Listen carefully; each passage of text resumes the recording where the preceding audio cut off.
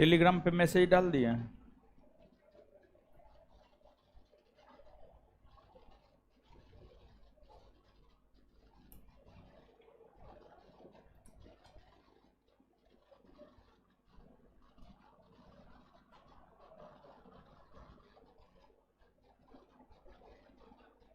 Class live है ना?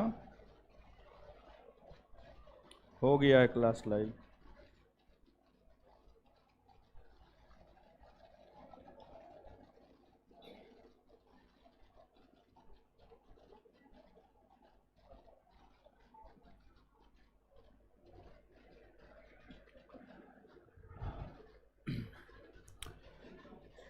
चलिए, क्या हालचाल है?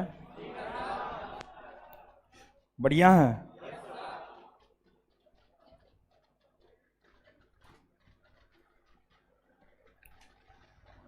तो कल जो है बहुउद्देशीय परियोजना के विषय में बताए थे, और हम आपको ये बात बोले थे कि जो है आप मैपिंग कर लीजिएगा मानचित्र पर, तो वो चीज जो है आपके लिए बहुत अधिक फायदेमंद रहने वाला है।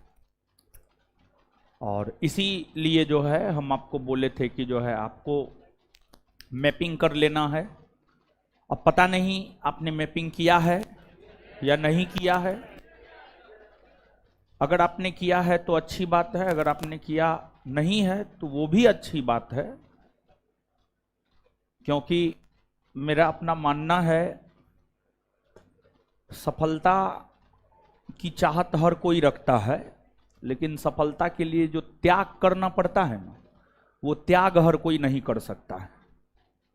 और यही कारण है कि हर कोई सफल भी नहीं हो सकता है। ऐसा नहीं है कि दशहरा इस साल ही अंतिम है, ऐसा नहीं है। अगले साल भी दशहरा होगा, उसके अगले साल भी दशहरा होगा। जब तक भारत में हिंदू संस्कृति या सनातन संस्कृति विद्यमान है तब तक दशहरा होगा। लेकिन आपका कंपटीशन का उम्र अगर एक बार खत्म हो जाता है, वो दोबारा लौट के नहीं आएगा। इस बार 1275 पोस्ट की वैकेंसी है, जरूरी नहीं है कि अगले बार वैकेंसी हो ही।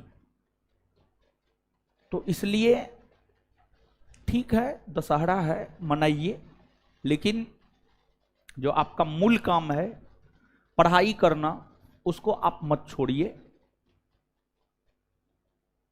और बाद बाकी तो आप स्वयं विद्वान लोग हैं, तो और क्या कहना, और तो कुछ कहना है नहीं। तो आते हैं, देखते हैं एक एक करके चीजों को। तो एक दो प्रश्न का आप जवाब दीजिए, और अच्छे से सोच समझ करके आप जवाब दीजिएगा। बताइएगा, आप हमको बताइएगा कि भारत की सबसे बड़ी बहुउद्देशीय परियोजना कौन है? भाखड़ा नांगल परियोजना। बहुत बढ़िया। इसके बाद आगे आप हमको बताइएगा, भारत की सबसे लंबी बहुउद्देशीय पंचायत बांध कौन नदी पर? दामोदर नदी पर है। इसके बाद आगे बतलाइएगा आप हमको कि जो अलमाटी बांध है कृष्णा नदी पर है। बहुत बढ़िया। कालपोंग परियोजना कहां? अंडमान निकोबार द्वीप समूह। रंगीत बांध परियोजना कहां? सिक्किम। कहां है? सिक्किम। सिक्किम में। कहां है? सिक्किम में। आगे बताइएगा,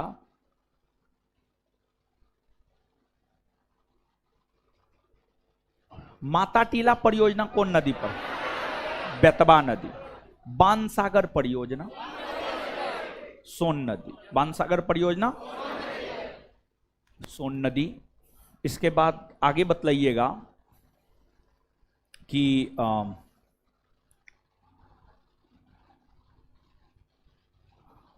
टिहरी बांध परियोजना कौन सी दो नदी के संगम पर?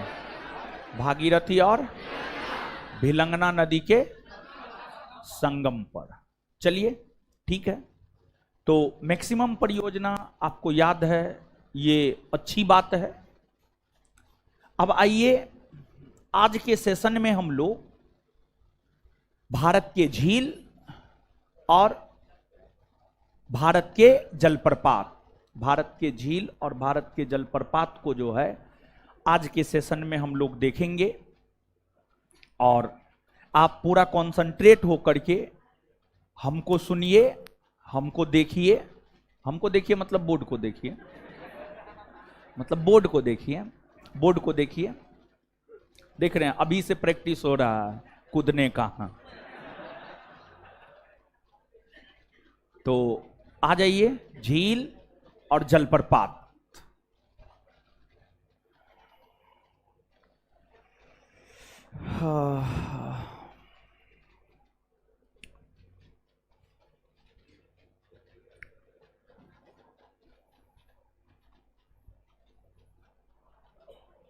भारत के झील और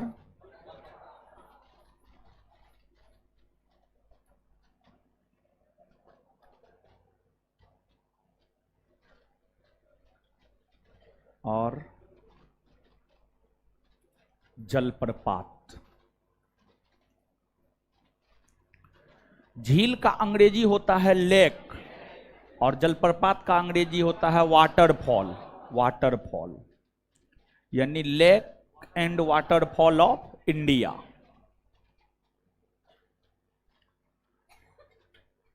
तो सबसे पहली बात कि झील, झील यानी लेक कहते किसे हैं? ऐसे तो परिभाषा झील का नहीं पूछा गया है आज तक। किसी भी कंपटीशन का क्वेश्चन पलट करके देख लीजिएगा, परिभाषा नहीं पूछा गया है, ना आगे पूछा जाएगा। झील से प्रश्न क्या पूछे जाते हैं? झील से प्रश्न यह पूछा जाता है मुख्य तौर पर कोई भी झील है कहां है वो। जैसे आपको तबा झील है, कहां है तबा झील? जैसे पाला झील है, कहां है? उमियम झील है, कहां है? साला झील है, कहां है? कालीवेला झील है, कहां है? सस्थमकोटा झील है, कहां है? दीपोर बिल झील है, कहां है? सोनबिल झील है, कहां है? कहां है मतलब किस राज्य में है? किस राज्य में है? दीपोर बिल झील किस राज्य में है? सोनबिल झील किस राज्य में है? सस्थमकोटा झील किस राज्य में है? एक तो यह प्रश्न पूछा जाता है, और दूसरा भारत की खारे पानी की सबसे बड़ी झील कौन है? भारत की मीठे पानी की सबसे बड़ी झील कौन है? सर्वाधिक ऊंचाई पर स्थित झील कौन है? एक ये प्रश्न पूछे जाते हैं। और फिर तीसरा, जैसे भारत की नदियों को हम लोग दो भाग में बांटकर पढ़ते हैं, हिमालय की नदियां और प्रायद्वीपीय भारत की नदियां। तो आपसे पूछा जा सकता है निम्नलिखित में से कौन हिमालय की नदियां हैं और कौन प्रायद्वीपीय भारत की नदियां हैं। वैसे ही झील मुख्य तौर पर दो प्रकार के होते हैं। अगर झील की हम बात करें, झील मुख्य तौर पर दो प्रकार के होते हैं। दो प्रकार के होते हैं। एक आपको प्राकृतिक झील और एक आपको मानव निर्मित झील। मानव निर्मित झील, प्राकृतिक मतलब नेचुरल, और मानव निर्मित मैन मेड मतलब प्रकृति ने जिसे जन्म दिया है, प्रकृति ने जिसे जन्म दिया है, या बिना मानवीय हस्तक्षेप के जो झील का निर्माण हुआ है, बिना मानवीय हस्तक्षेप के जो झील का निर्माण हुआ है उसे ही प्राकृतिक झील कहा जाता है। फिर मानव निर्मित झील, मानवीय हस्तक्षेप से जिस झील का निर्माण हुआ है उसे मानव निर्मित झील कहा जाता है। मानव निर्मित झील के कुछ बेहतर उदाहरण है। मानव निर्मित झील के जो कुछ बेहतर उदाहरण है उसमें मानव निर्मित झील के जो कुछ बेहतर उदाहरण है उसमें क्या है, आपको स्टैनली झील मानव निर्मित झील है, पेरियार झील मानव निर्मित झील है, गोविंद सागर झील मानव निर्मित झील है, गांधी सागर झील मानव निर्मित झील है, राणा प्रताप सागर झील मानव निर्मित झील है, जवाहर सागर झील मानव निर्मित झील है, नागा अर्जुन सागर झील मानव निर्मित झील है। तो मानव निर्मित झील के कुछ उदाहरण को आप याद रख लेंगे, क्योंकि कंपटीशन है। कंपटीशन कब क्या पूछे कहना मुश्किल है।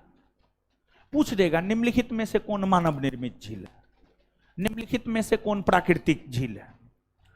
तो प्राकृतिक झील तो अनेकों है, प्राकृतिक झील तो अनेकों है, लेकिन मानव निर्मित झील की अगर हम बात करें तो गिना चुना मानव निर्मित झील है। तो जो गिने चुने मानव निर्मित झील है उससे हम लोग अवगत हो जाते हैं, जो गिने चुने मानव निर्मित झील है उससे हम लोग अवगत हो जाते हैं। तो देखिए, आपको पंजाब राज्य में, पंजाब राज्य में आपको गोविंद सागर झील है, गोविंद सागर झील है, और यह जो झील है इसे जल की प्राप्ति होती है सतलज नदी से, सतलज नदी से इसे जल की प्राप्ति होती है। इसके बाद आपको मध्य प्रदेश राज्य में एक है गांधी सागर झील, यह भी मानव निर्मित झील है। गांधी सागर झील यह भी मानव निर्मित झील है। गांधी सागर झील चंबल नदी पर है।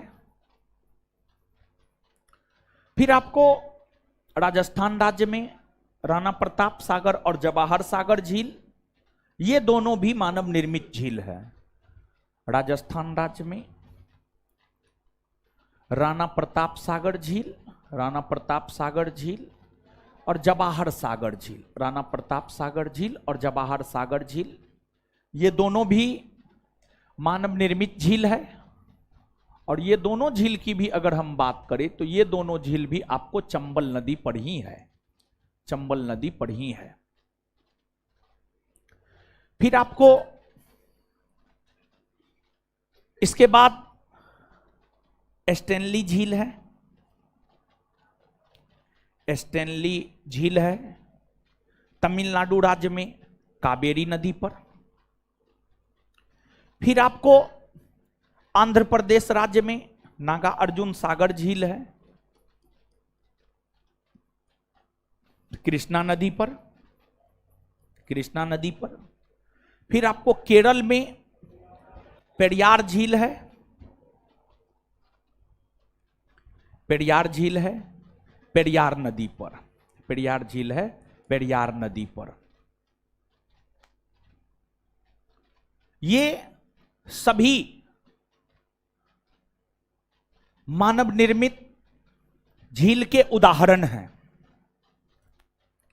जैसा कि अभी हमने आपको तुरंत बतलाया है, यूं तो झील दो प्रकार के होते हैं, एक मानव निर्मित और एक प्राकृतिक। अब मानव निर्मित झील से तो आप अवगत हो गए हैं। इसके बाद आगे है आपको प्राकृतिक झील। प्राकृतिक झील की अगर बात की जाए तो प्राकृतिक झील कई, आ जाइए आ जाइए आ जाइए,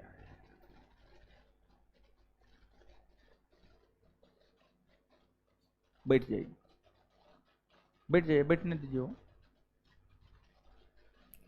प्राकृतिक झील कई प्रकार के होते हैं। प्राकृतिक झील कई प्रकार के होते हैं।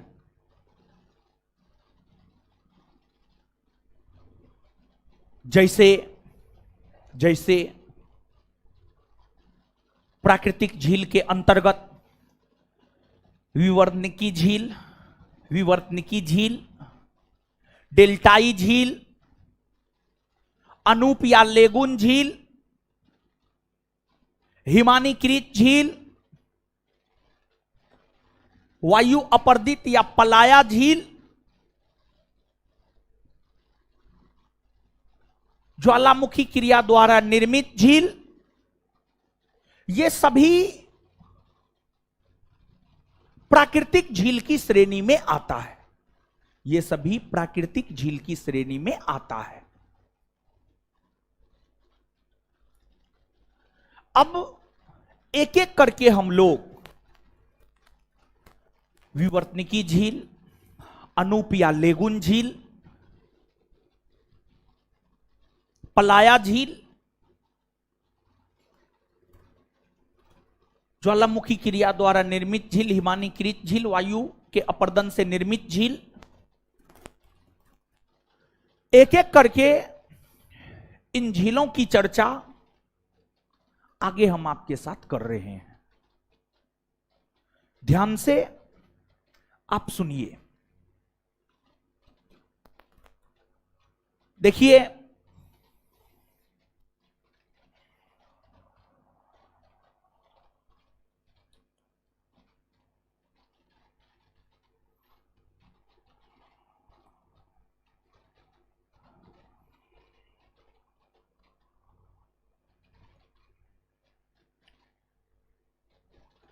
झील दो प्रकार का,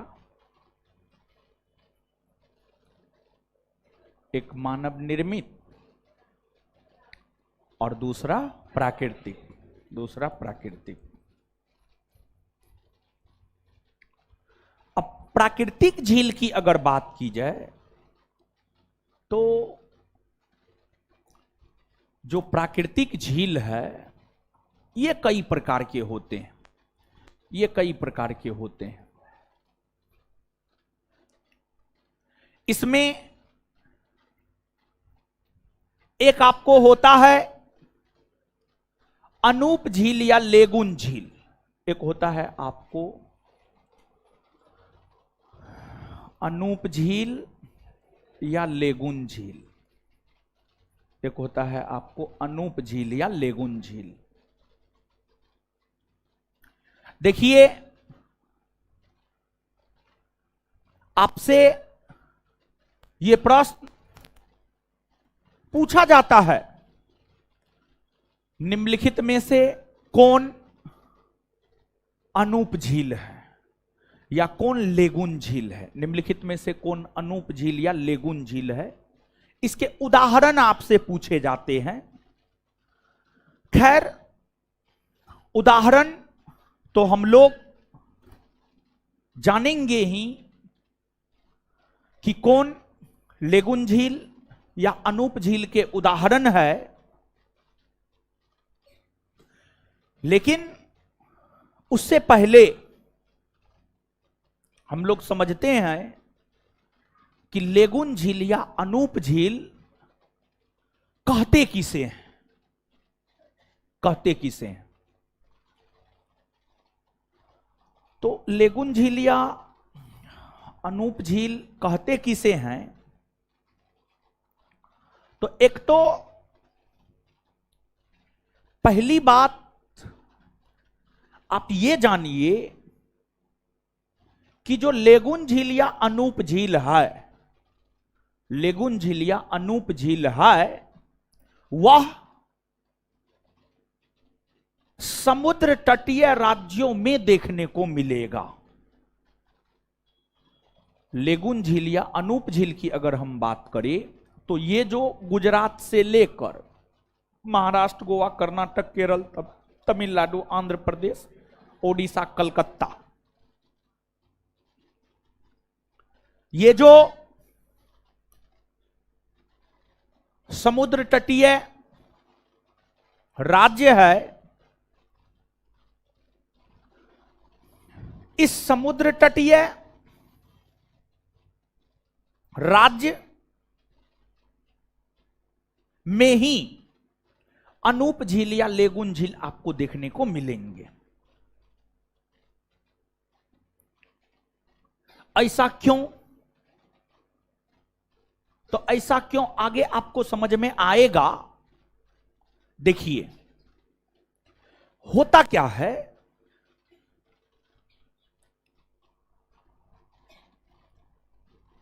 मान लिया जाए ये समुद्र है, बंगाल की खाड़ी समुद्र है, अरब सागर समुद्र है, समुद्री जल, समुद्री जल, समुद्री जल का कुछ हिस्सा, गौर से सुनिएगा इस बात को, समुद्री जल का कुछ हिस्सा, कुछ हिस्सा जब समुद्री जल का कुछ हिस्सा बालू, कंकड़, पत्थर या चट्टान इत्यादि अवसादों की वजह से मुख्य जल से अलग हो जाता है,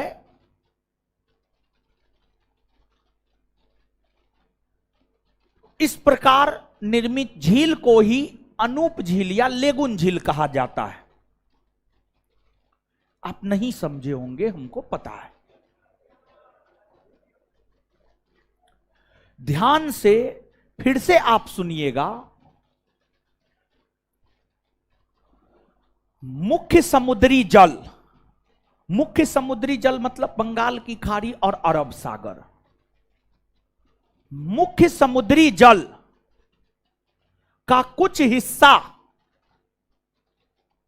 मुख्य समुद्री जल का कुछ हिस्सा जब बालू, कंकड़, पत्थर, चट्टान इत्यादि के अपने मार्ग में आ जाने की वजह से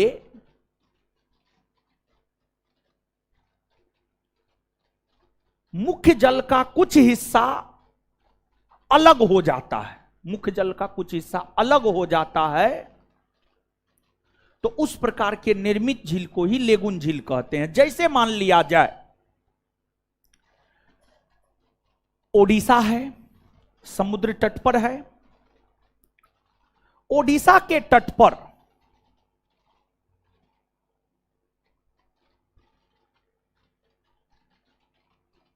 ओडिशा के तट पर जो समुद्री जल है, यहां पर मान लिया जाए कुछ समुद्री जल के मार्ग में चट्टान आ गया, कुछ समुद्री जल के मार्ग में चट्टान आ गया, और कुछ समुद्री जल के मार्ग में मान लिया जाए जब चट्टान आ गया तो ये मुख्य समुद्री जल से कुछ जलीय भाग अलग हो गया और जब मुख्य समुद्री जल से कुछ जलीय भाग अलग हो गया, इस क्रिया द्वारा जो झील बना उसी को लेगुन झील या अनूप झील कहा जाता है। तो आप समझ पा रहे होंगे कि आखिरकार अनूप झील या लेगुन झील समुद्र तटीय राज्य में ही देखने को क्यों मिलते हैं। ये समुद्र तटीय राज्य में ही इसलिए देखने को मिलते हैं क्योंकि मुख्य समुद्री जल से जब कुछ जल अलग होकर झील बनाता है तो उसी झील को अनूप झील या लेगुन झील कहा जाता है। इसके बेहतर उदाहरण ओडिशा का चिल्का झील, ओडिशा राज्य का चिल्का झील लेगुन झील या अनूप झील के उदाहरण है। आंध्र प्रदेश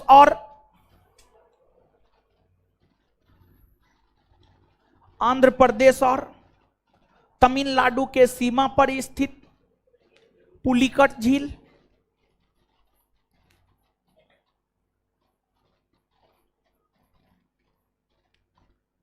केरल में स्थित वेम्बानड और अष्टमुडी झील,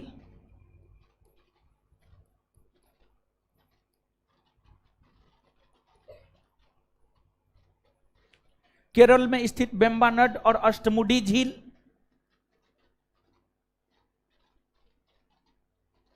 तो ये जो तमाम झील है ये अनूप झील या लेगुन झील के उदाहरण है। इसके बाद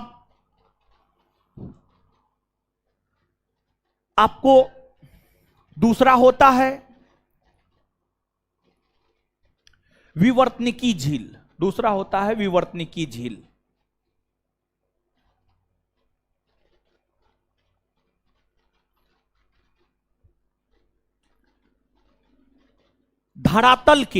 धरातल मतलब समतल या मैदानी भाग। एक बात आप बताइए, कभी गड्ढा खोदे हैं? खोदे हैं गड्ढा? कभी अगर आप गड्ढा खोदे होंगे तो आप देखते होंगे थोड़ा सा गहराई में जाने के बाद पानी निकलने लगता है। ऐसा होता है? एकदम होता है। तो विवर्तनिकी झील क्या है इसको आप समझिएगा। धरातल के यानी समतलीय भाग के, मैदानी भाग के नीचे धंसने, धरातल के नीचे धंसने, धरातल के नीचे धंसने से जो झील का निर्माण होता है उसी को विवर्तनिकी झील कहा जाता है। धरातल के नीचे धंसने से जो झील का निर्माण होता है उसी को विवर्तनिकी झील कहा जाता है। और विवर्तनिकी झील का सबसे बेहतर उदाहरण है जम्मू कश्मीर का बुलर झील। जम्मू कश्मीर का बुलर झील जो है आपको विवर्तनिकी झील का सबसे बेहतर उदाहरण है। इसके बाद एक होता है हिमानीकृत झील। हिमानीकृत झील, हिमानीकृत झील देखिए, हिम यानी बर्फ, बर्फ, बर्फ के पिघलने से या हिम के अपर्दन, हिम के अपर्दन मतलब हिम के टूट फूट, हिम के टूट फूट मतलब हिम के पिघलने से यानी बर्फ के पिघलने से। और जब बर्फ पिघलता है तो वो जलीय रूप में आ जाता है। तो हिम के अपर्दन से यानी बर्फ के अपर्दन से यानी बर्फ के टूटने फूटने से या बर्फ के पिघलने से जो झील बनता है उसे हिमानीकृत झील कहा जाता है। हिमानीकृत झील विशेष तौर पर आपको हिमालयी पर्वतीय राज्यों में देखने को मिलेगा।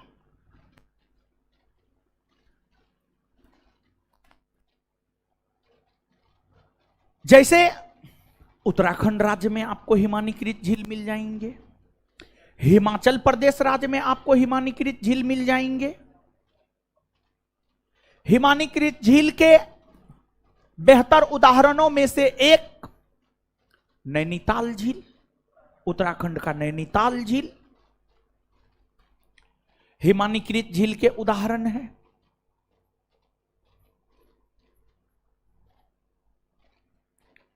इसके बाद पलाया झील या वायु के अपर्दन से निर्मित झील, इसके बाद पलाया झील या वायु अपर्दन से निर्मित झील। देखिए, हवा, वायु, विंड भी अपर्दन करती है, यानी हवा भी तोड़फोड़ करती है, हवा भी तोड़फोड़ करती है। जब आंधी तूफान आता है तो हवा तोड़फोड़ नहीं करता, एकदम से करता है। और हवा के कार्यों को अगर आपको देखना है प्रत्यक्ष तौर पर, मरुस्थलीय भाग में चले जाइए, रेगिस्तानी भाग में चले जाइए। मरुस्थलीय या रेगिस्तानी भाग में अगर आप चले जाते हैं तो वहां जो है आपको हवा के कार्य स्पष्टतः नजर आ जाएगा।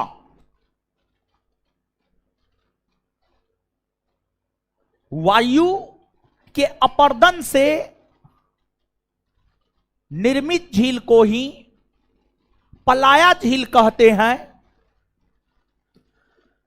राजस्थान राज्य में स्थित सांभर झील, डिंडवाना झील, राजसमंद झील, जयसमंद झील, फतेह सागर झील, अधिकतर झील पलाया झील या वायु द्वारा अपर्दित झील के ही उदाहरण है। इसके बाद एक होता है डेल्टाई झील। डेल्टाई झील, डेल्टाई झील, डेल्टा कौन बनाती है? डेल्टा नदियां बनाती है। वैसी नदियां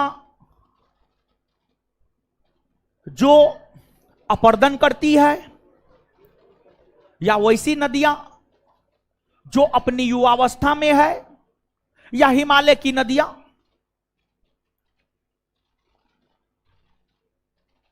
तो नदियां अपने संगम या मुहाना पर जो एक विशेष प्रकार की आकृति बनाती है, जो अपने अवसादों को जमा कर विशेष प्रकार की आकृति बनाती है, उसी को डेल्टा कहते हैं।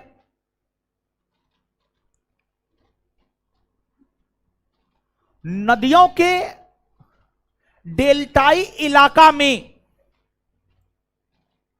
या नदियों द्वारा निर्मित डेल्टाई इलाका में जो झील है उसी को डेल्टाई झील कहते हैं। जैसे गोदावरी नदी आंध्र प्रदेश राज्य में गोदावरी नदी डेल्टा बनाती है। कृष्णा नदी आंध्र प्रदेश राज्य में कृष्णा नदी डेल्टा बनाती है। गोदावरी नदी डेल्टा और कृष्णा नदी डेल्टा के बीच में कोलेरू झील है आंध्र प्रदेश राज्य में, जो कि डेल्टाई झील के बेहतरीन उदाहरणों में से एक माने जाते हैं। बेहतरीन उदाहरणों में से एक माने जाते हैं। तो नदियों द्वारा निर्मित डेल्टाई क्षेत्र में जो झील है उसी को डेल्टाई झील कहते हैं। इसका सबसे बेहतर उदाहरण है आंध्र प्रदेश का कोलेरू झील। कोलेरू झील फिर आपको एक होता है क्रेटर झील, एक होता है आपको क्रेटर झील। क्रेटर झील, क्रेटर झील ज्वालामुखी के फटने से या ज्वालामुखी क्रिया द्वारा निर्मित झील को ही क्रेटर झील कहा जाता है। इसका सबसे बेहतर उदाहरण है महाराष्ट्र का लोनार झील। महाराष्ट्र का लोनार झील, महाराष्ट्र के लोनार झील की अगर आप बात करेंगे तो यह क्रेटर झील का सबसे बेहतरीन उदाहरण है। क्रेटर झील का सबसे बेहतरीन उदाहरण है। और ये सभी क्रेटर, डेल्टाई, वायु अपर्दन द्वारा निर्मित झील, हिमानीकृत झील, विवर्तनिकी झील, अनूप या लेगुन झील, ये सभी प्राकृतिक झील की श्रेणी में आता है। ये सभी प्राकृतिक झील की श्रेणी में आता है। और लगभग सभी झीलों का हमने उदाहरण बताया। कौन अनूप झील के उदाहरण है, कौन विवर्तनिकी झील के उदाहरण है, कौन हिमानीकृत झील के उदाहरण है। सभी का हमने आपको एग्जाम्पल बतला दिया, सभी का हमने आपको एग्जाम्पल बतला दिया।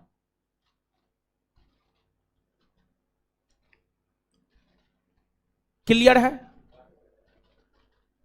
तो एक बार यहां तक चीजों को याद कर लेते हैं, फिर इसके बाद आगे बढ़ेंगे।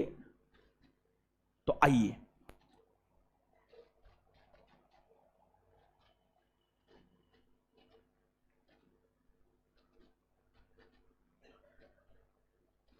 देखिए,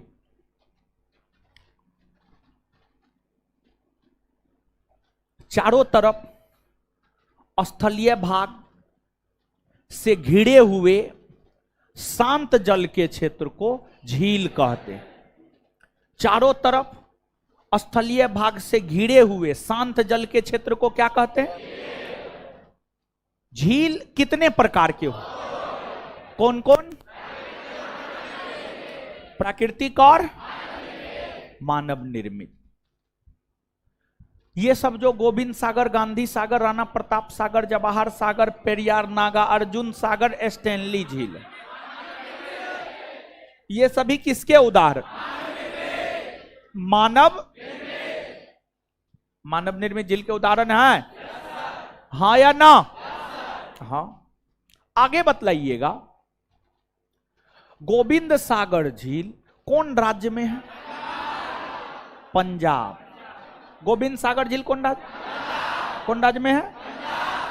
कौन नदी पर है? कौन नदी पर है? राणा प्रताप और जवाहर सागर कहां है? कहां है? कौन नदी पर है? कौन नदी पर है? गांधी सागर कौन राज्य में है? गांधी सागर कौन नदी पर है? कौन नदी पर है? पेरियार झील कौन राज्य में है? पेरियार झील कौन राज्य में? नागार्जुन सागर कौन राज्य में है? नागार्जुन सागर कौन राज्य में? नागा अर्जुन सागर झील कौन नदी पर है? कौन नदी पर है? स्टैनली झील कौन राज्य में है? कौन राज्य में है? कौन नदी पर है? कौन नदी पर है? ये सब मानव निर्मित झील के उदाहरण है। हाँ या ना?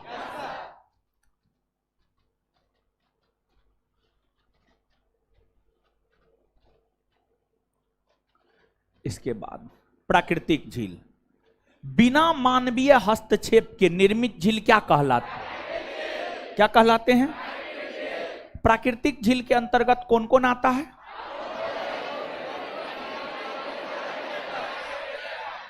क्लियर है ये बात? अब देखिएगा यहां पर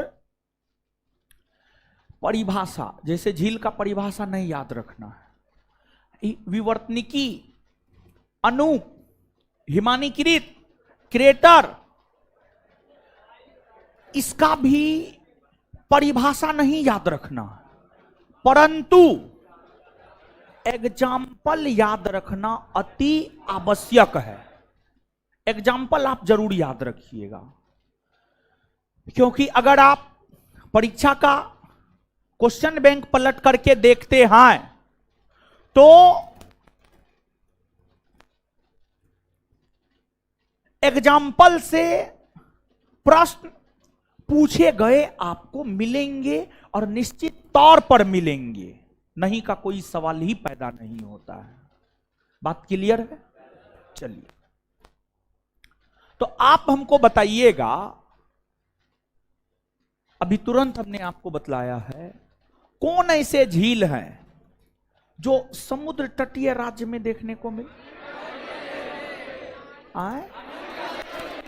अनूपिया, चिल्का झील किसका उदाहरण? पुलिकट झील किसका उदाहरण? बेम्बानट झील किसका उदाहरण? अष्टमुडी झील किसका उदाहरण? अनूप झील के हैं? हाँ या ना? हाँ। बुलर झील किसका उदाहरण? बुलर झील किसका उदाहरण? नैनीताल झील किसका उदाहरण? नैनीताल झील। अच्छा, डिंडवाना झील किसका उदाहरण? कोलेरू झील किसका उदाहरण? कोलेरू झील किसका उदाहरण? लोनार झील किसका उदाहरण? लोनार झील किसका उदाहरण? चलिए, तो सभी झील का उदाहरण हमने आपको बतला दिया।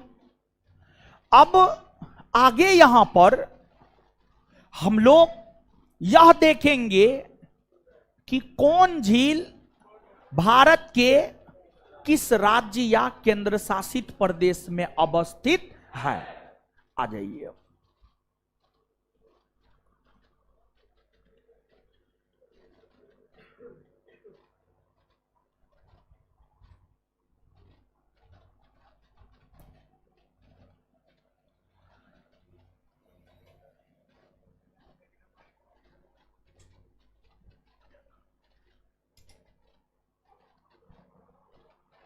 चलिए, ध्यान से देखिए, हल्ला नहीं करना है, फिर याद कर लेंगे हम लोग एक एक करके।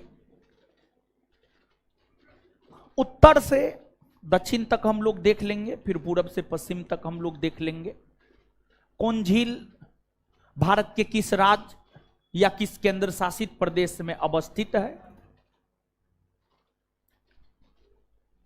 तो इसमें जो है आपको लद्दाख,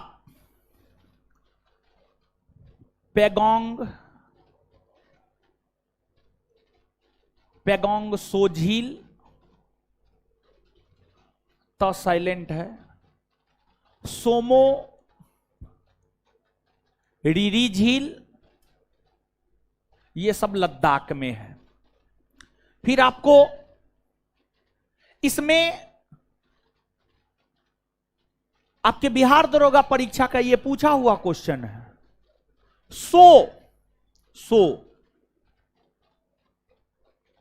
सो झील या सो वेटलैंड करके था, और वो आर्द्रभूमि है। एक वेटलैंड का हिंदी होता है आर्द्रभूमि, वेटलैंड का हिंदी होता है आर्द्रभूमि।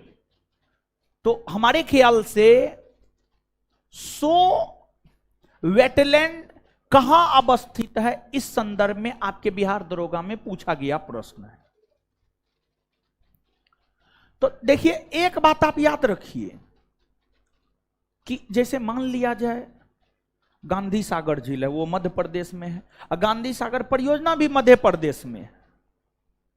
तो सो झील या सो वेटलैंड लद्दाख में ही है, लद्दाख में ही है। तो यहां से प्रश्न आ भी चुका है आपके परीक्षा में। इसके बाद बात अगर जम्मू कश्मीर की करें तो बुलर झील, डल झील, शेषनाग झील, नागिन झील, बेरीनाग झील इत्यादि, ये सभी जम्मू कश्मीर में है। फिर आप अगर हिमाचल प्रदेश में आते हैं तो हिमाचल प्रदेश में आपको कई सारे झील मिल जाएंगे। जैसे रेणुका झील, सूरजताल झील, चंद्रताल झील,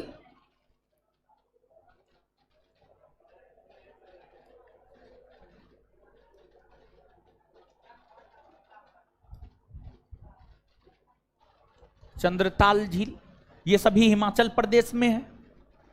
फिर आप पंजाब राज्य में आएंगे तो यहां पर आपको कई सारे झील मिल जाएंगे, हरिके, कंजली, रोपर। तो हरिके, कांजली, रोपर,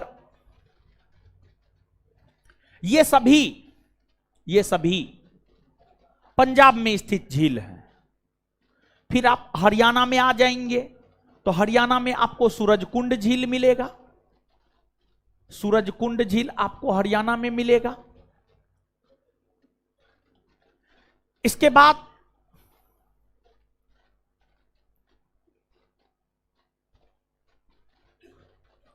आपको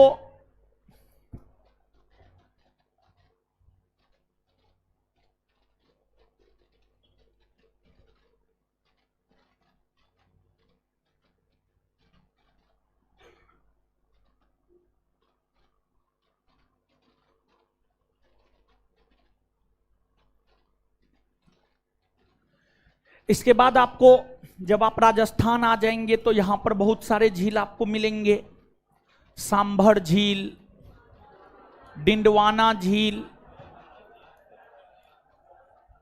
जयसमंद,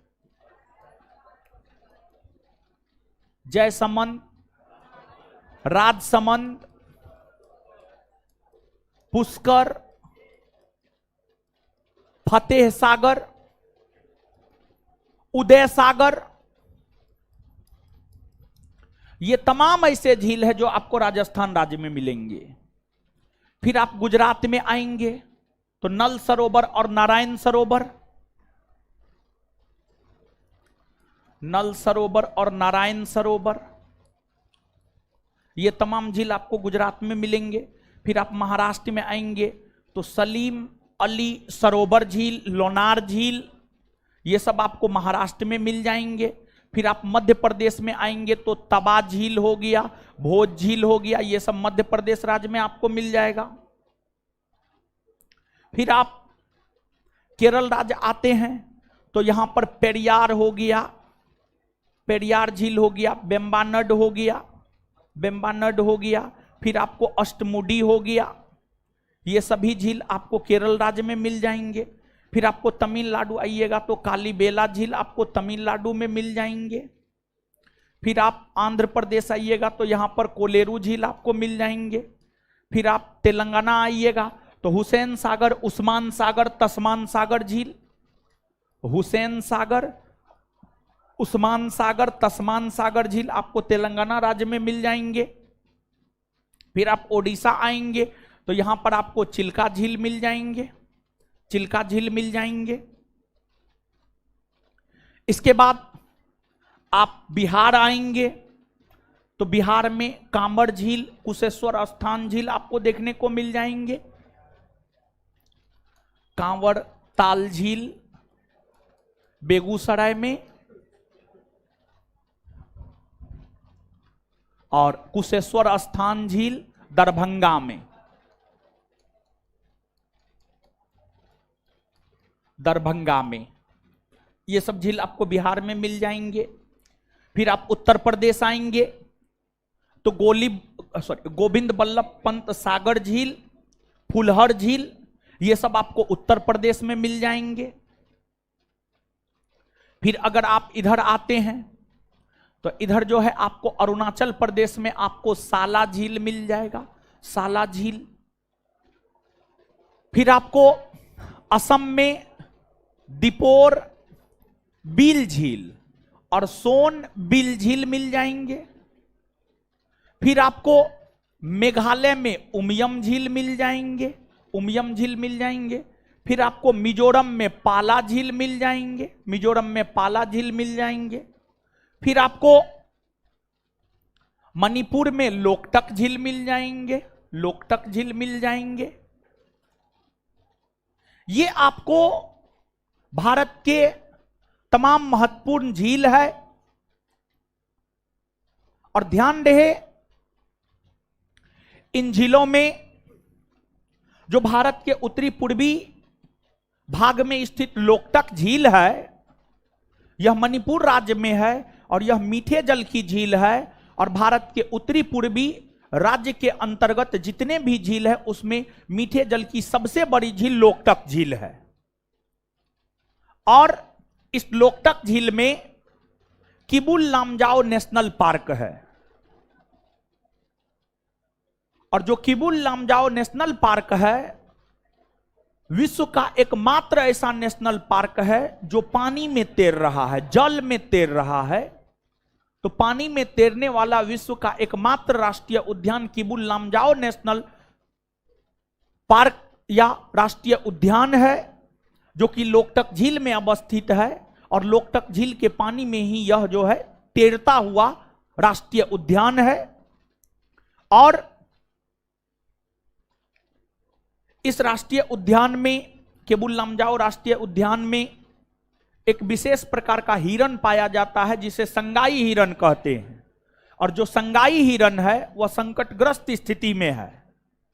और दूसरी बात यह है कि वैसे जानवर, वैसे पक्षी, वैसे पेड़ पौधे जो संकटग्रस्त स्थिति में होता है उसको रेड डाटा बुक में शामिल किया जाता है। आपके बिहार दरोगा परीक्षा का यह पूछा हुआ क्वेश्चन है, विलुप्त हो रहे प्राणी को किस सूची में शामिल किया जाता है? तो विलुप्त हो रहे प्राणी को रेड डाटा बुक में शामिल किया जाता है। और जो रेड डाटा बुक है, इसकी संकल्पना सर पीटर एस्कॉट ने किया था। सर पीटर एस्कॉट ने रेड डाटा बुक की संकल्पना की। और रेड डाटा बुक पहली बार वर्ष 1964 में प्रकाशित हुआ था। संगाई हिरण को रेड डाटा बुक में शामिल किया गया है। इन झीलों के अलावे आपको सिक्किम में चोलामू झील, गुरुडोंगमर झील, ये सब सिक्किम में है।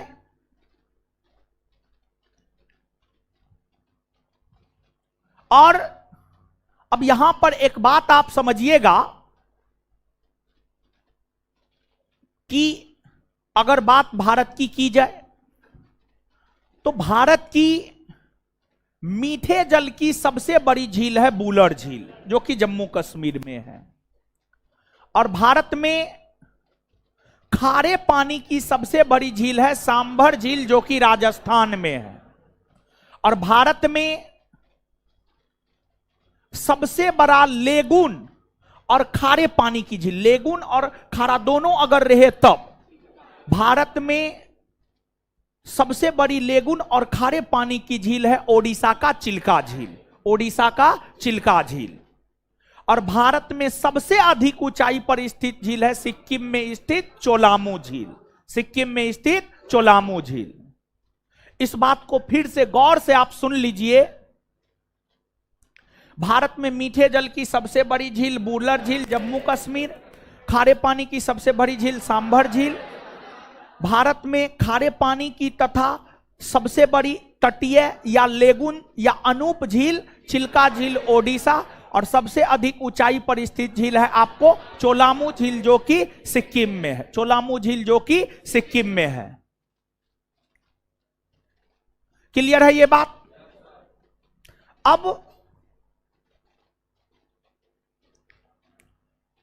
यहां पर सबसे पहले हम लोग इन बातों को याद करते हैं कि कौन झील भारत के किस राज्य में है, कौन झील भारत के किस राज्य में है। सबसे पहले इन बातों को याद करते हैं और फिर जो है आपको सबसे बड़ी मीठे पानी, खारे पानी, सबसे अधिक ऊंचाई, इसको भी याद कर लेंगे। ठीक है, तो आइएगा बोर्ड पे।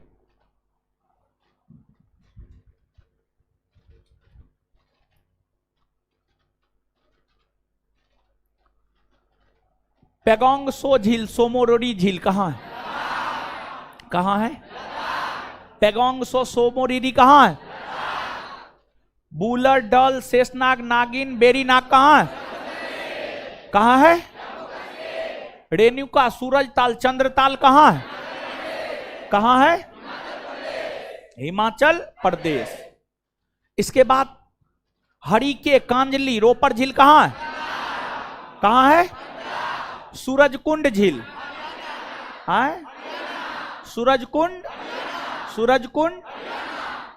इसके बाद नैनीताल, सात ताल, नौकुचिया ताल, उत्तराखंड कहां है? नैनीताल, सात ताल, नौकुचिया ताल कहां है? कहां है? उत्तराखंड में। इसके बाद आगे बतलाइएगा, सांभर, डिंडवाना, जयसमन, राजसमंद, पुष्कर, फतेह सागर, उदय सागर कहां है? नारायण सरोवर, नल सरोवर, नल सरोवर, नारायण सरोवर, लोनार झील, लोनार झील, पेरियार, बेम्बाना, डस्टमुडी, पेरियार, बेम्बाना, डस्टमुडी, कालीबेला, कालीबेला, कोलेरू झील, कोलेरू झील, हुसैन सागर, उस्मान सागर, तस्मान सागर कहां है? चिल्का झील, चिल्का झील, तबा झील, भोज झील, तबा और भोज, फुल्लर, गोविंद पंत सागर, गोविंद बल्लभ पंत सागर झील, काबरताल, कुशेश्वर स्थान, काबरताल, कुशेश्वर स्थान। आगे चोलामू झील, गुरु डोंगमर झील कहां है?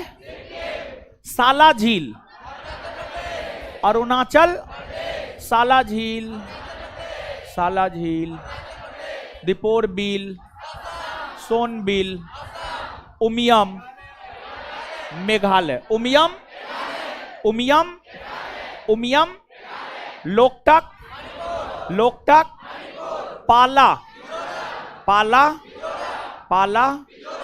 क्लियर है ये बात? आगे भारत की मीठे पानी की सबसे बड़ी झील कौन है? भारत में सबसे अधिक ऊंचाई पर स्थित है चोलामू झील, सिक्किम। इसके बाद भारत में खारे पानी की सबसे बड़ी झील भारत में खारे पानी की सबसे बड़ी लेगुन झील कौन है? कौन है? क्लियर है? देखिए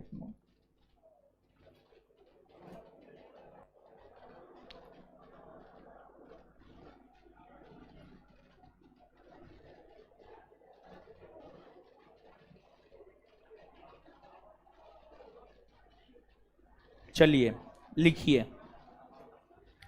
लिखिए तो यहां पर थोड़ा सा लिखिए तो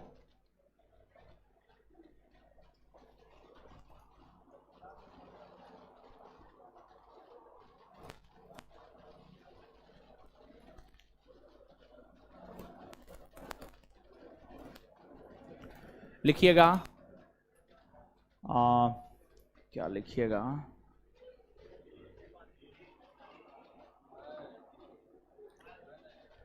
जम्मू कश्मीर का बुलर झील विवर्तनिकी झील का उदाहरण है।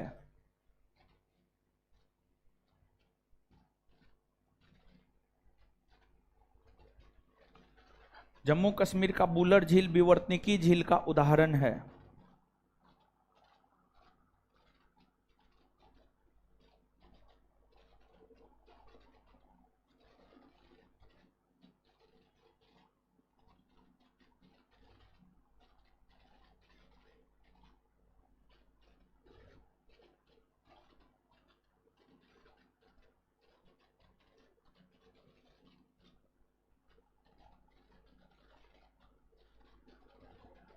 नेक्स्ट पॉइंट,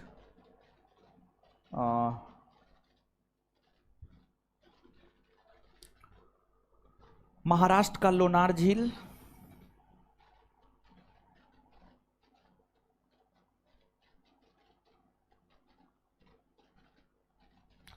महाराष्ट्र का लोनार झील क्रेटर झील का उदाहरण है। महाराष्ट्र का लोनार झील क्रेटर झील का उदाहरण है और महाराष्ट्र का लोनार झील क्रेटर झील का उदाहरण है। इसके बाद अनूप या लेगुन का तो उदाहरण नोट में है ये, ठीक है। आगे लिखिएगा, उत्तराखंड का नैनीताल भीमताल, उत्तराखंड का नैनीताल भीमताल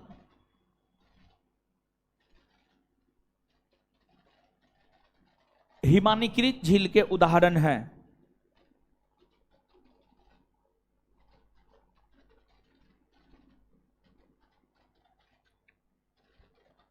उत्तराखंड का भीमताल, नैनीताल हिमानीकृत झील के उदाहरण हैं। नेक्स्ट पॉइंट, वायु अपर्दन से निर्मित झील को पलाया झील भी कहा जाता है। वायु अपर्दन से निर्मित झील को पलाया झील भी कहा जाता है। वायु अपर्दन से निर्मित झील को पलाया झील भी कहा जाता है। वायु अपर्दन से निर्मित झील को पलाया झील भी कहा जाता है। वायु अपर्दन से निर्मित झील को पलाया झील भी कहा जाता है।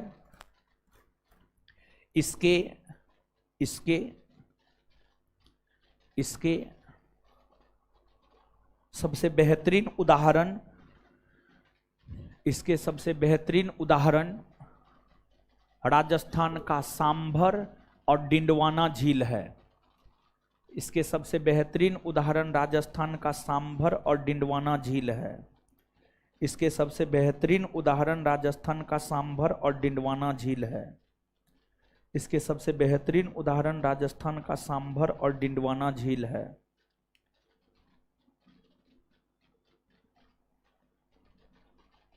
आगे, आंध्र प्रदेश का कोलेरू झील डेल्टाई झील का सबसे बेहतरीन उदाहरण है। आंध्र प्रदेश का कोलेरू झील,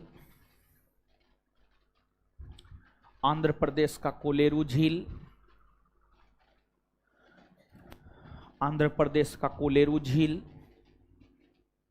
आंध्र प्रदेश का कोलेरू झील डेल्टाई झील के सबसे बेहतरीन उदाहरण है। आंध्र प्रदेश के कोलेरू झील डेल्टाई झील के सबसे बेहतरीन उदाहरण है। सबसे बेहतरीन उदाहरण है। सबसे बेहतरीन उदाहरण है। सबसे बेहतरीन उदाहरण है। सबसे बेहतरीन उदाहरण है। सबसे बेहतरीन उदाहरण है। Full stop, full stop.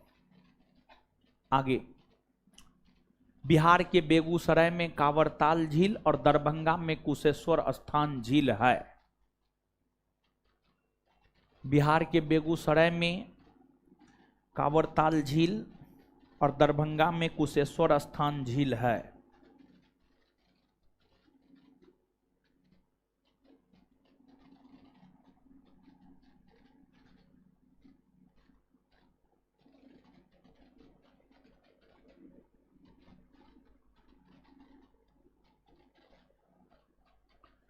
Bihar के बेगूसराय में कांवरताल झील और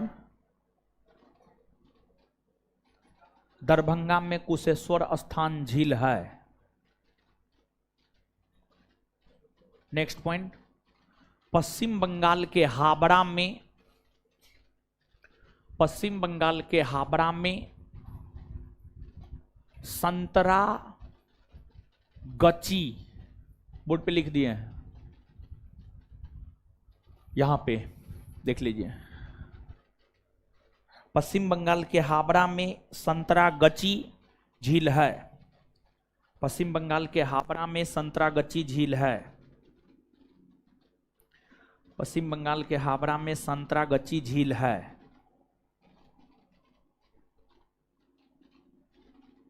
हरियाणा,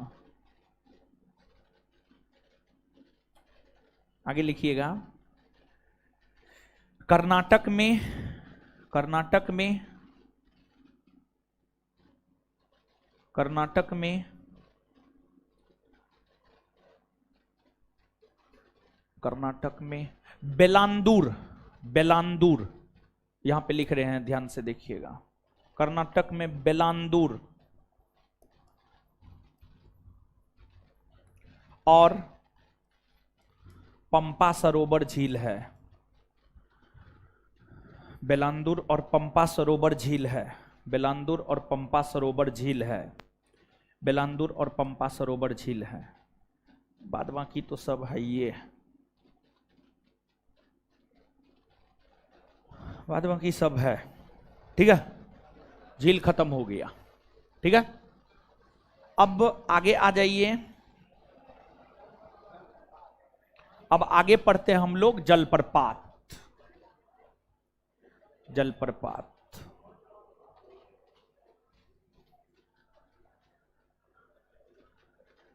जलप्रपात।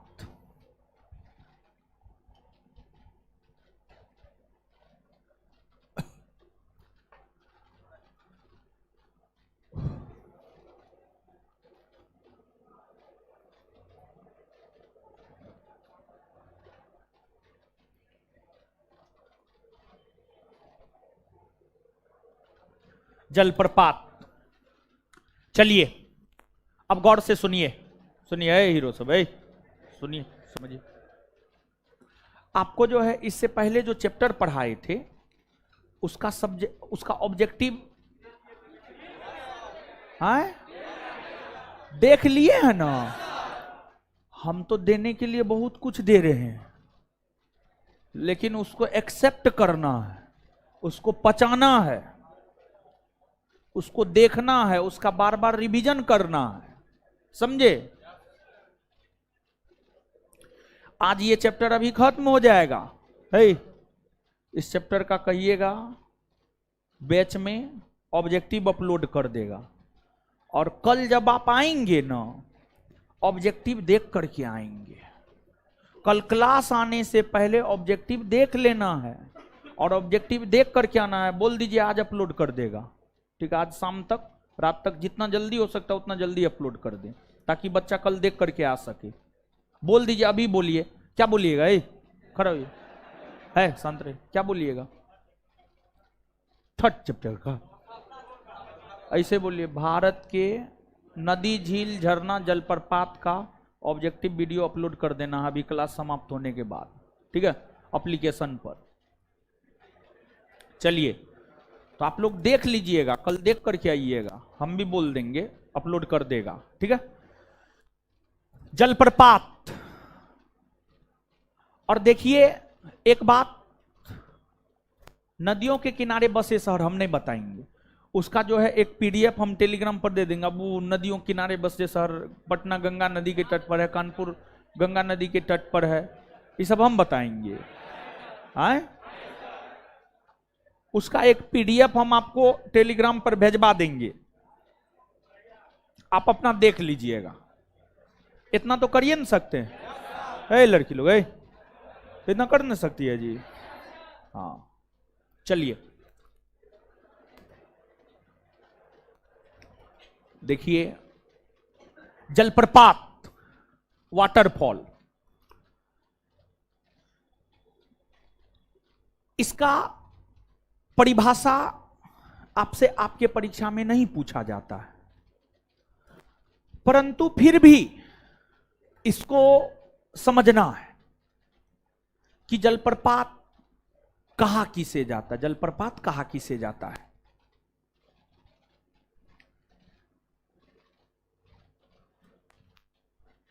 पहाड़ी पठारी क्षेत्रों में, पहाड़ी पठारी क्षेत्रों में या पहाड़ी पठारी क्षेत्रों से निकलने वाली जल, पहाड़ी पठारी क्षेत्रों से बहने वाली नदियां या पहाड़ी पठारी क्षेत्रों से निकलने वाली जल जब तीव्र गति से नीचे की ओर गिरती है, तीव्र गति से नीचे की ओर गिरती है, पहाड़ी पठारी क्षेत्रों से तीव्र गति से नीचे की ओर गिरती हुई जल को ही जलप्रपात कहा जाता है।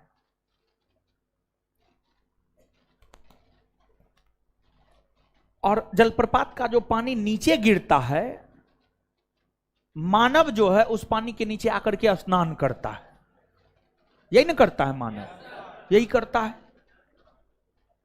तो सीधा सा देखिए ना, आप फिल्म सब में देखते होंगे, या अगर आप कहीं पर जाकर के वाटरफॉल देखे होंगे, तो आपको ऊपर से, जैसे मान लिया जाए कि ये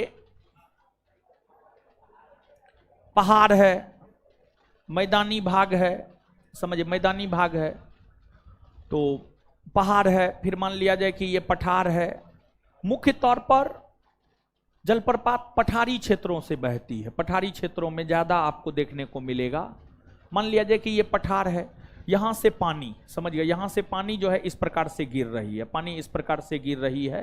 तो ये जो पठारी क्षेत्र है, इस पठारी क्षेत्र से ऊपर से जो तीव्र गति से पानी गिर रही है, इस गिरती हुई जल को ही जलप्रपात कहा जाता है। और क्या है जलप्रपात? भारत की अगर बात करें तो भारत में अनेकों जलप्रपात है। भारत में अनेकों जलप्रपात है। यहां से जो प्रश्न पूछा जाता है, अगर बात प्रश्न की करे तो जलप्रपात से मुख्य तौर पर यह प्रश्न पूछा जाता है, कौन जलप्रपात का संबंध किस नदी से है और कौन जलप्रपात भारत के किस राज्य में है। ये दो संदर्भ में आपसे प्रश्न पूछे जाते हैं। तो जलप्रपात से संबंधित जो दो संदर्भ में परीक्षा में आपसे प्रश्न पूछे जाते हैं, उन दोनों संदर्भों में चीजों को हम लोग देखते हैं। भारत के प्रमुख जलप्रपात की अगर आप बात करेंगे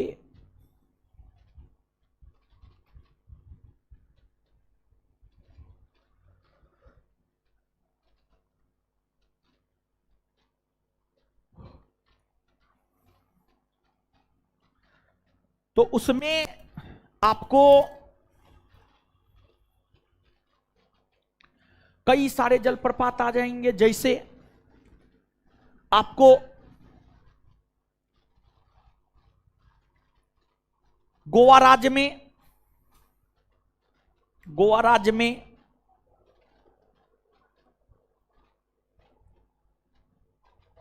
मांडवी नदी पर दूध सागर जलप्रपात है। फिर आपको मध्य प्रदेश राज्य में नर्मदा नदी पर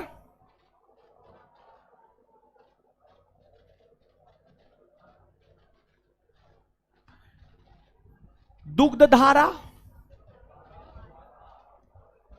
कपिल धारा और धुआंधार,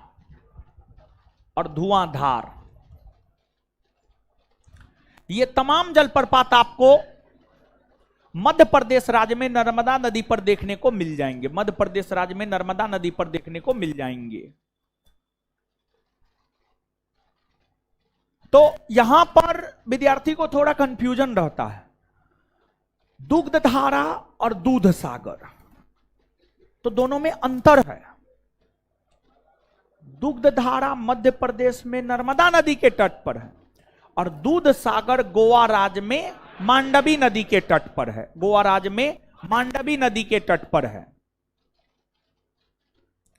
फिर आपको राजस्थान राज्य में चंबल नदी के तट पर चुलिया जलप्रपात नजर आएगा। फिर आपको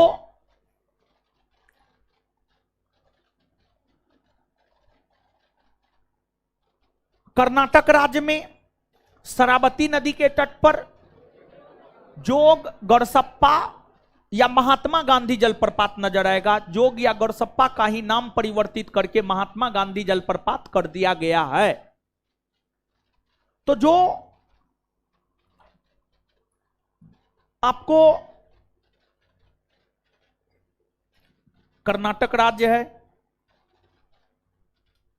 कर्नाटक राज्य में शरावती नदी के तट पर जोग, गड़सप्पा या महात्मा गांधी जलप्रपात देखने को मिलेंगे। महात्मा गांधी जलप्रपात देखने को मिलेंगे। इसके बाद आपको कर्नाटक राज्य में ही एक कुचिकल जलप्रपात मिलेगा। कर्नाटक राज्य में ही एक आपको कुचिकल जलप्रपात मिलेगा।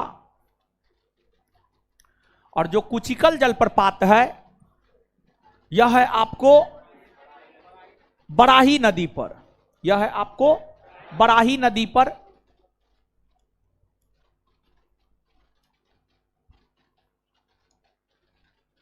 और पूरे भारतवर्ष की अगर बात की जाए तो पूरे भारतवर्ष का जो सबसे ऊंचा जलप्रपात है वह कुचिकल जलप्रपात ही है। कुचिकल जलप्रपात है 455 मीटर की ऊंचाई से इस जलप्रपात में जल नीचे की ओर गिरता है। अगर आपसे भारत का सबसे ऊंचा जलप्रपात पूछा जाए और अगर ऑप्शन में कुचिकल है, हर कंडीशन में आपको कुचिकल मारना है। लेकिन अगर कुचिकल नहीं है तब ऑप्शन के अकॉर्डिंग जाना है और तब आपको जोग या गड़सप्पा हो जाता है, तब आपको जोग या गड़सप्पा हो जाता है। तो कभी काल कुचिकल ऑप्शन में ही नहीं देता है तो उस कंडीशन में जोग या गड़सप्पा भारत का सबसे ऊंचा जलप्रपात, और जोग या गड़सप्पा जलप्रपात की ऊंचाई है 255 मीटर। और आप स्वयं सोचिए कि जोग या गड़सप्पा जलप्रपात में जल 255 मीटर की ऊंचाई से नीचे की ओर गिरता है और कुचिकल जलप्रपात में जल 455 मीटर की ऊंचाई से नीचे की ओर गिरता है। तो स्वाभाविक सी बात है कि सबसे ऊंची जलप्रपात कौन हो जाएगी? कुचिकल। क्या हो जाएगा? कुचिकल हो जाएगा। बात समझ में आया? तो ऑप्शन के अकॉर्डिंग जाना है। कुचिकल अगर प्रश्न ये पूछे सबसे ऊंचा कौन है और कुचिकल ऑप्शन में, तो आंख बंद करके कुचिकल मारना है। लेकिन अगर कुचिकल ऑप्शन में नहीं है तब जाकर के जोग या गड़सप्पा या शरावती नदी पर स्थित महात्मा गांधी जलप्रपात को मारना है। इसके बाद आपको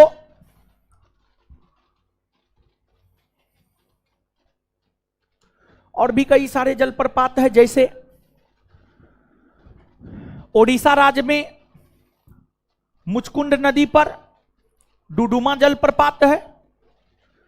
ओडिशा राज्य में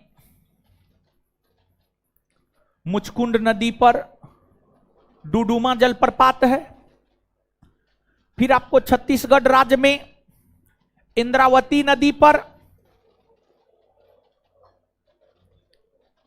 चित्रकूट या चित्रकोट जलप्रपात है। और जो चित्रकोट जलप्रपात है, चित्रकोट जलप्रपात को भारत का न्यागरा कहा जाता है। भारत का न्यागरा कहा जाता है। अब न्यागरा क्या है? अगर आप बात न्यागरा की करेंगे तो न्यागरा एक जलप्रपात है जो अमेरिका और कनाडा के सीमा पर सेंट लॉरेंस नदी के तट पर है। न्यागरा एक जलप्रपात है जो अमेरिका और कनाडा के सीमा पर सेंट लॉरेंस नदी के तट पर है। भारत का न्यागरा चित्रकोट जलप्रपात को कहा जाता है जो कि छत्तीसगढ़ राज्य में इंद्रावती नदी के तट पर है। और जो इंद्रावती नदी है यह गोदावरी की सहायक नदी है।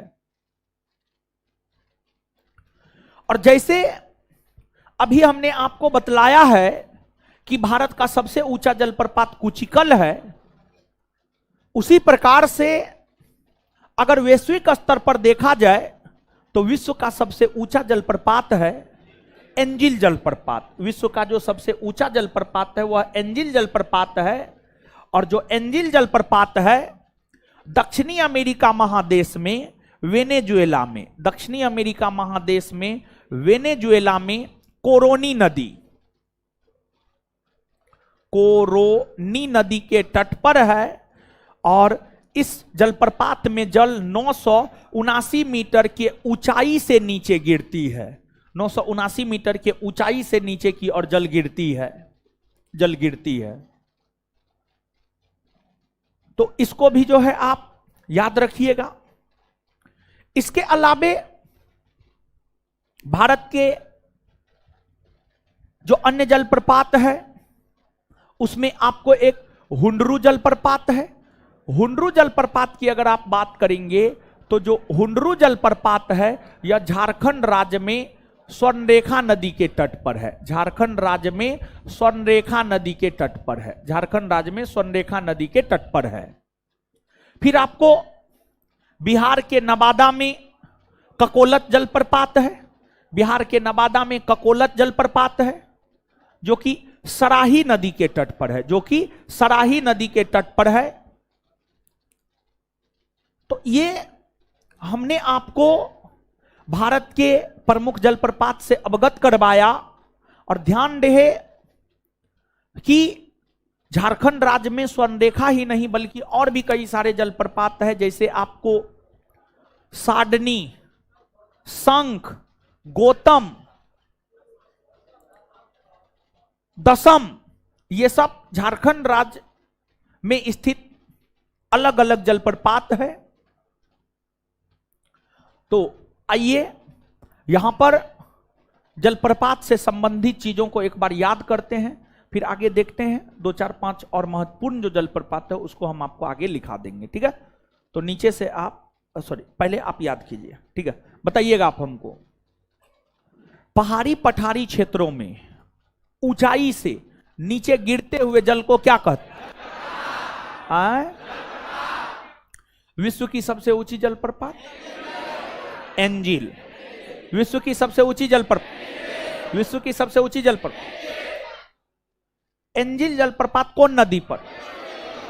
कोरोनी नदी। कौन नदी? एंजिल जलप्रपात कौन नदी? कौन नदी? कौन देश में है? वेने। कौन देश में है? कौन देश में है? कितनी ऊंचाई से जल गिरती? 979। इसके बाद आगे बताइएगा, भारत का सबसे ऊंचा जलप्रपात कौन? कौन है? भारत का सबसे ऊंचा जलप्रपात, भारत का सबसे ऊंचा जलप्रपात कौन राज्य में है? कौन राज्य में है? कौन नदी पर है? कौन नदी पर है? कितना ऊंचाई से? कितना ऊंचाई से? अच्छा, जोग, गरसप्पा या महात्मा गांधी जलप्रपात कौन नदी पर है? कौन नदी पर है? कौन नदी पर है? कौन राज्य में है?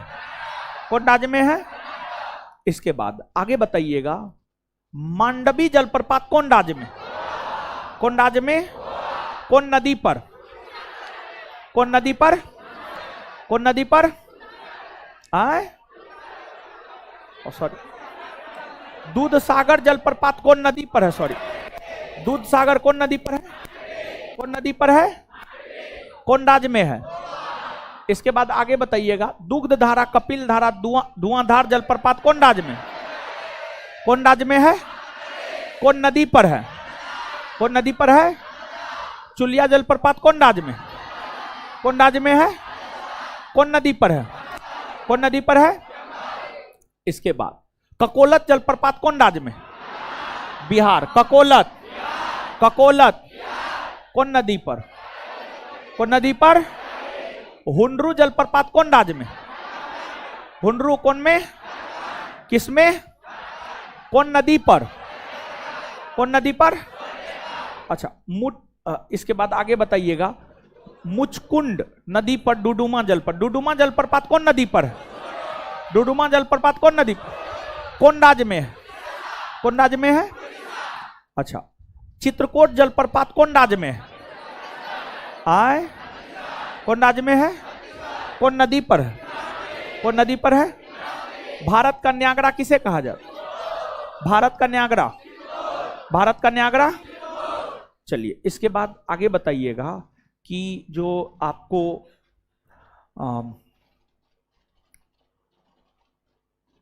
न्यागरा जलप्रपात है, नियाग्रा जलप्रपात कौन नदी पर? Saint Lawrence. किस पर है? Saint Lawrence. इसके बाद जो है कौन दो देश के तट पर आए? यूएसए और कनाडा। इसके बाद जो है दो चार गो जलप्रपात लिखिए तो।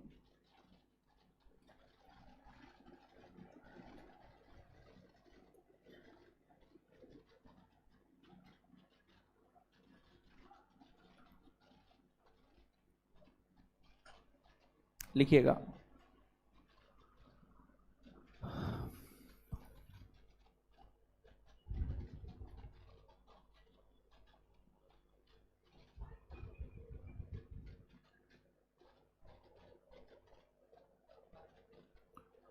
बड़े ही पानी जलप्रपात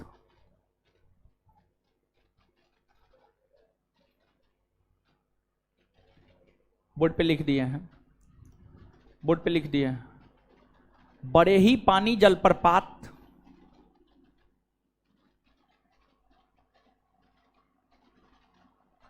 ओडिशा राज्य में ओडिशा राज्य में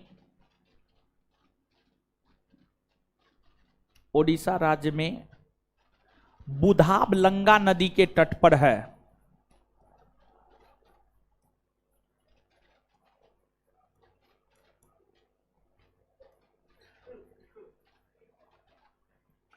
बुधाबलंगा नदी के तट पर है।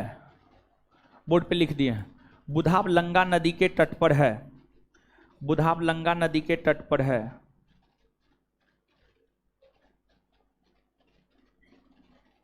आगे खराधार जलप्रपात। आगे खराधार जलप्रपात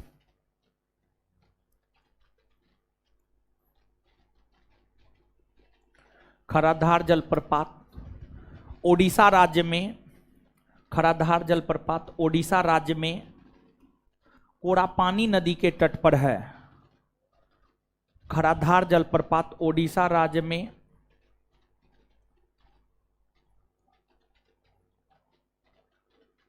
कोरापानी नदी के तट पर है। खराधार जलप्रपात ओडिशा राज्य में खरापानी नदी के तट पर है। खरापानी नदी के तट पर है। कोरापानी सॉरी खराधार जलप्रपात ओडिशा राज्य में कोरापानी नदी के तट पर है। आगे लिखिएगा लंगसियांग जलप्रपात।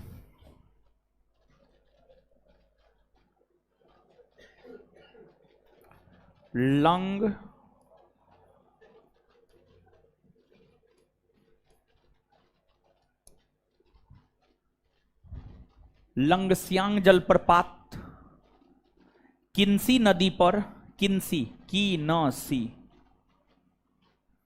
लंगसियांग जलप्रपात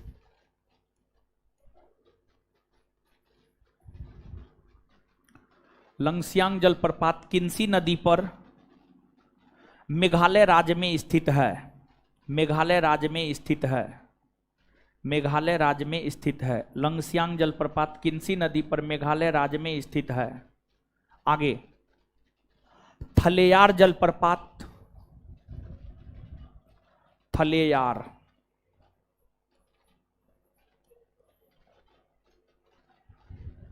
बोर्ड पे लिख दिए हैं। थलेयार जलप्रपात मंजलार नदी मंजलार नदी थलेयार जलप्रपात मंजलार नदी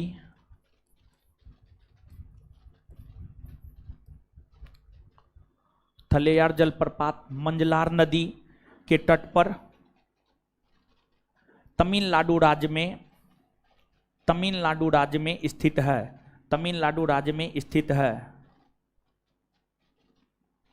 आगे बरकाना जलप्रपात कर्नाटक राज्य में सीता नदी के तट पर स्थित है। बरकाना जलप्रपात बरकाना जलप्रपात बरकाना जलप्रपात सीता नदी के तट पर कर्नाटक राज्य में स्थित है। बरकाना जलप्रपात सीता नदी के तट पर कर्नाटक राज्य में स्थित है।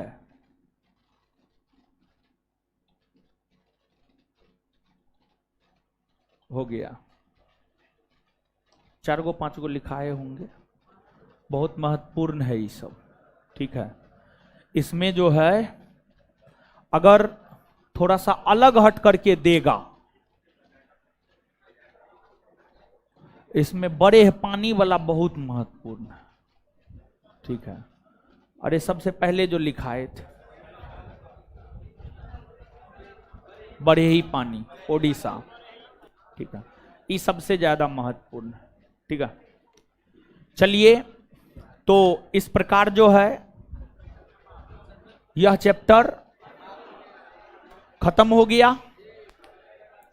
ठीक है, और नदियों के किनारे बसे शहर का पीडीएफ अभी हम डलवा देंगे, थोड़ा देर बाद या शाम तक डलवा देंगे टेलीग्राम चैनल पर।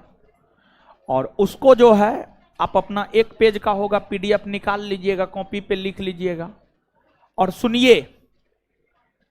जैसे हमने आपको कल होमवर्क दिया था कि आपको बहुउद्देशीय परियोजना को मैपिंग पर स्केच कर लेना है, वैसे ही जलप्रपात और झील मैपिंग कर लीजिएगा, बहुत फायदेमंद रहेगा। जलप्रपात और झील मैपिंग कर लीजिएगा, आपके लिए बहुत फायदेमंद रहेगा। इसके बाद आपको करना क्या है? आपको करना यह है कि एक बार पूरे टॉपिक, नदी से लेकर जलप्रपात तक पूरे टॉपिक को एक बार स्वयं से फिर से रीडिंग मार लेना है। जो बोल रहे हैं वो कीजिए और ये चीज हर चीज में अपनाइए। पूरे टॉपिक को एक बार रिवाइज कर लेना है, क्वेश्चन आंसर अपलोड करवा देंगे। ऑब्जेक्टिव आप लोग को मिल गया है ना? ऑब्जेक्टिव ले लिए हैं ना? तो ऑब्जेक्टिव ले लीजिए, ले लिए होंगे। चौथा चैप्टर चल रहा है, आप नहीं लेंगे तो कब लेंगे? समझ गए?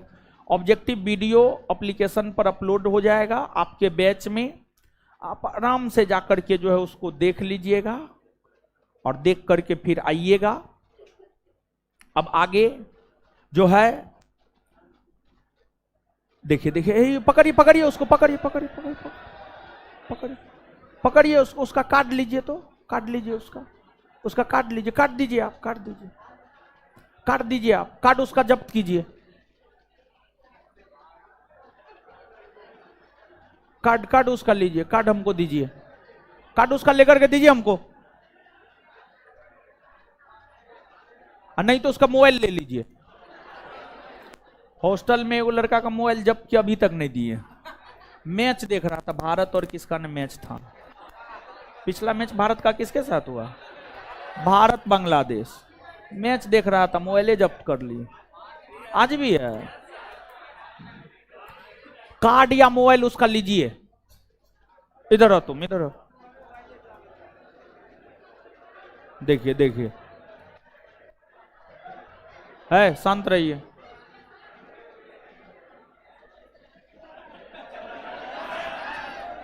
ना नीचे नीचे ही रहना, ऊपर नहीं आना है, ऊपर नहीं आना है। हाँ हाँ, क्या है? धर्मशाला है?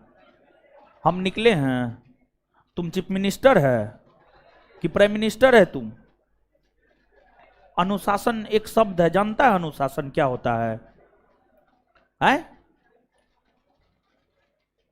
यानी अभी हम छुट्टी का घोषणा किए नहीं, तुम निकलना शुरू कर दिया। तुम इतना होशियार, उठा के सीधे हम पटक देंगे। कहाँ है कार्ड? कहाँ है तुम्हारा? कौन बैच में पढ़ता है?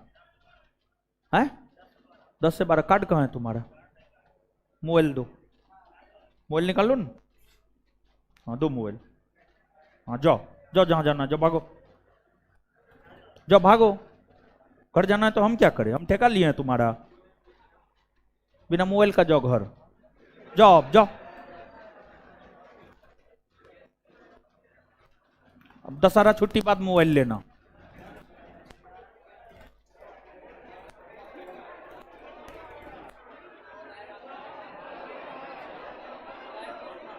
बाप रे, इसको कॉल आया, न्यू ब्लॉक्ड कॉल।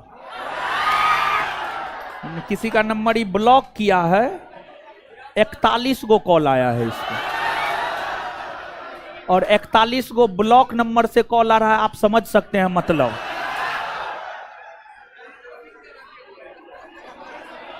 अब तो तुम्हारा मोबाइल नहीं है मिलेगा, दशहरा बाद अब मोबाइल। चलिए अब सुनिए, अब सुनिए आप लोग, दशहरा अब मोबाइल नहीं मिलेगा, तुम भ्रम में मत रहो, हम अपने बहुत पागल आदमी हैं। हॉस्टल में लिए हैं, वो मैचे दिन मोबाइल लिए, अभी तक नहीं दिए हैं। ठीक है, अब आज मैच है, आज तो अब नहीं देंगे, आज के बाद कल देंगे उसको मोबाइल। ठीक है, चलिए अब सुनिए, तो आप घर जाइएगा, इसको पूरा रिवाइज कर लीजिएगा।